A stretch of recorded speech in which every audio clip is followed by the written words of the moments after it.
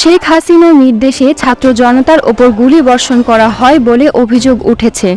আগস্টের শুরুর দিকে ছাত্র জনতার আন্দোলন তুমুল পর্যায়ে পৌঁছালে শেখ হাসিনা তৎকালীন স্বরাষ্ট্রমন্ত্রী আসাদুজ্জামান খান কামালকে পুলিশ দিয়ে গুলির নির্দেশনা দেন শেখ হাসিনা। এমন একটি কল রেকর্ড ইতিমধ্যে ভাইরাল হয়েছে। মাননীয় প্রধানমন্ত্রী এখন একটা বিষয় আপনাকে জানাইতে বলছি স্যার, সেটা হলো স্যার ওই সালথায় যেসব বিএনপি জামাতের নেতা আছে এগুলোকে অ্যারেস্ট করে ফেলা যেভাবেই হোক, কিছু অ্যাকশন এখনই।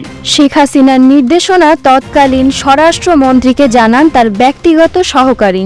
এরপরে যদি কোনো এসিল্যান্ড অফিস, ইউনো অফিস, থানা বা এই জাতীয় কোনো আক্রমণ হয় তাহলে বিএনপি জামাত এবং হেফাজতের ওই নেতাদের বাড়ি, বিএনপি জামাত নেতাদের বাড়িতেও হামলার নির্দেশ দেওয়া হয়।